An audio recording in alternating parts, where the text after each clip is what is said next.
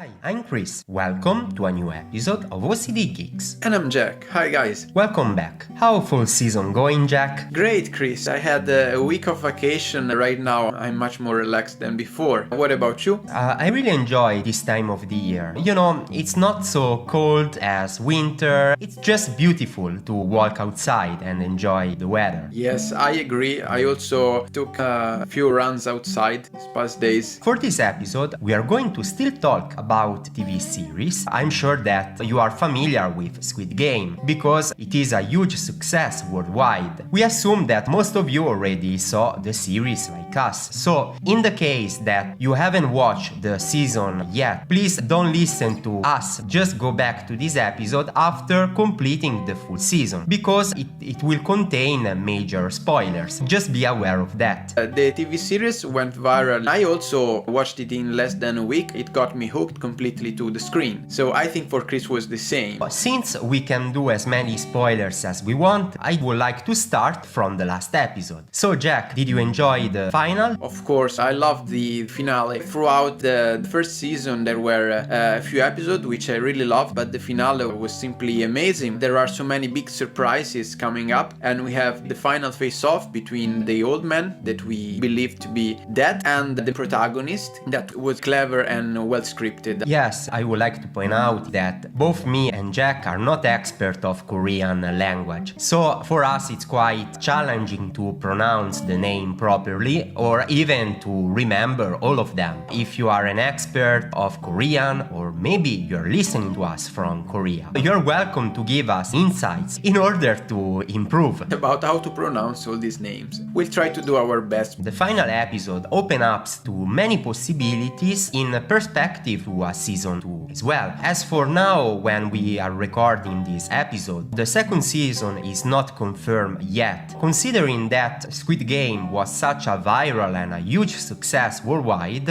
I will presume that most likely we are going to have a season 2 maybe next year. One of the winning points of this series is that there is a clash between the innocent world of our childhood with the games that so many of us played and the cruelty in the world they are projected. All the Squid Games are very cruel. At the same time, they recall precious time of our lives. The main character realizes at the end of it that the things that are really important in our lives are something that you cannot really buy. For example, the love of a significant other, the connection between parents and children, as well as friendship. For 1 year, he is not able to spend and to enjoy anything from the big prize that he won at the game. If you remember episode 1, we just saw the main character that was completely broke, but he was smiling to her daughter as well as cheerful to everyone. That is not really connected to how much money you have. Yes, I think he ended up winning a huge amount of money but being more miserable inside, not for the things that he committed, but because all the misery and cruelty that he was forced to assist to. If you think about the oppositions and the things he must endure throughout the games, I mean, his former friend that turns out to be kind of a shark doing everything to succeed, just aligning to the rules of a capitalistic society doesn't match with the character of the protagonist. If you think about it, the main character didn't kill anyone directly. The only exception was the old guy. We are going to discover that is the leader of the Squid Game. Actually, by the end of it, when he realized that Oil Nam is still alive, he felt some kind of relief. I think that is why from that encounter on, he was able to spend the money from the prize. For example, giving half of it to the brother of the girl from North Korea. After that, he was going to meet her daughter in the US. Eventually, he changed his mind at the very last frame. Again, this opened up to many possibilities for season 2. He could become the detective in the next season. He seems willing to discover what lies behind the organization. Of course, there is that. I believe it doesn't want anyone to experience again the Squid Game. We understand throughout the season that it's not something unique. There is a Squid Game every year for the sake of billionaires that are just enjoying this this cruel game. Let me add that the old man Oil Nam is the host of the games. I mean, he is playing because he likes them. On one side, he's shown to be as a good and positive character. In the first episode, he let the majority of people decide what is best to do, go home or just keep playing the games. He decides for quitting the games. So he seemed to be good, but as we approach the end of the season, he's just displayed as a character who enjoys that kind of entertainment. After finishing the series, I just enjoy browsing on the web in order to find details and Easter eggs. There are so many theories. There is one that I think it's interesting, that basically supposed that Oil Nam is actually the father of the main character. I cannot wait to watch season 2 in order to discover if this theory is true or not. Yes, well, it's an appealing theory. One of the clues that was shown in order to support this is that, if you remember at the beginning of the season, you see the old man counting all the members. He is number 001. Of course, he is the leader of the Squid Game. According to this theory, basically he just wanted the main character to be the last one in order to recognize his son when they are waiting in line in order to have the meal. There is an interesting conversation. Basically, Il-nam said,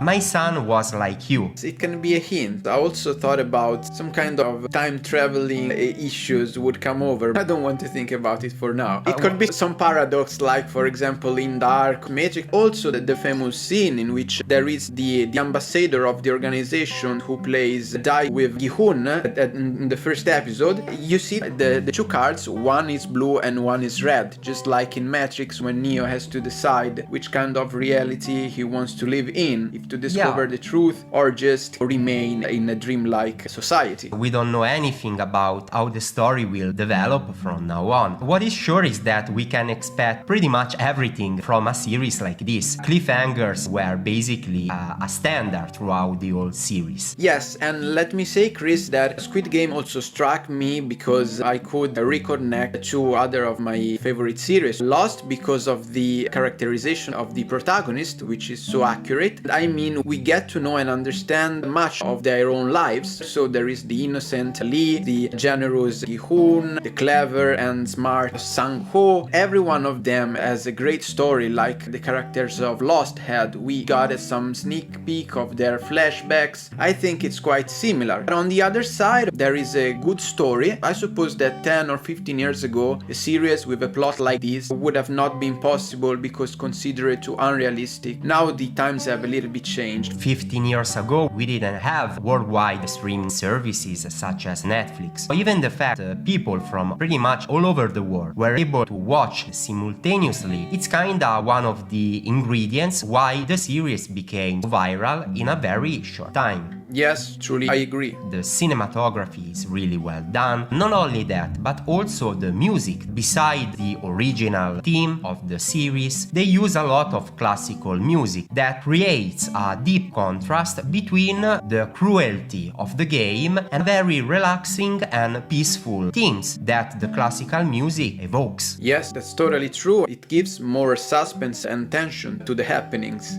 Chris, another thing that I want to point out is that there is the big opposition between moral and philosophical themes throughout the Squid Game. The contrast between good and evil, right or wrong. Every character has to make very tough choices. As also we can guess from the last episode, the moral aspect is very important. It's something that reconnects to True Detective, between the generosity of man and the cruelty of oneself. There is a really good mix for a successful series. It helps a lot to create a thrilling atmosphere. It's kinda like a reality show. You feel connected to some of these characters. You cheer up for one specifically. Maybe you really don't like another one. Beside the main character, I like Ali from Pakistan because he's such a good guy. Actually, he has a deep sense of respect towards the clever man that graduated from a prestigious university. The last one betrayed him because, of course, Ali was clearly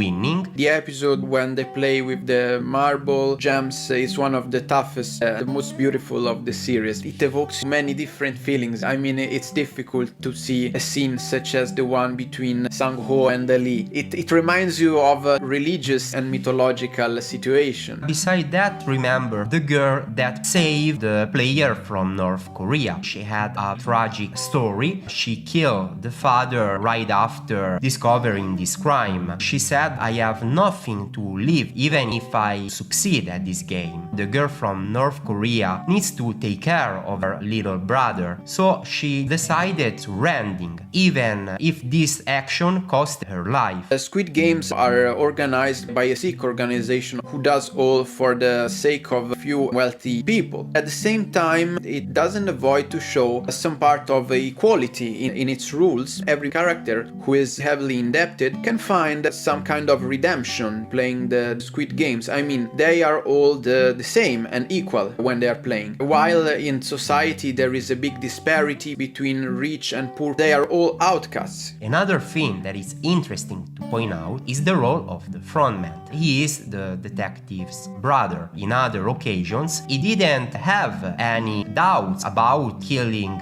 people. Even the fact that the detective might be alive, it can be something to explore in season 2. We don't see him passing away directly. It's some kind of mystery related to the frontman. We discover from the Korean text in the files that the detective finds in the archives that basically he is the winner of the 2015 edition of Squid Game. 5 or 6 years later, he's actually the frontman. So even that can be something to explore. It's something very curious because it suggests the possibility that the player could even become part in the organization. There is some hidden reason for this. Maybe Gi-hoon could become the host, who knows? I believe that he will have a major role in order to stop the plans of this evil organization to host a Squid Game next year as well. Even from the file in the archives, you realize that the frontman used to be a detective as well. Actually, he was a police member that was fired for corruption. That explains why he had such a deep knowledge about rules and even ballots. I think there is a lot more to discover and we will see hopefully in a further season. Let us know what you thought about all of this. All we can say that it's a great show. You must watch it now if you haven't done it yet. If they didn't watch, we spoil pretty much everything. Yes.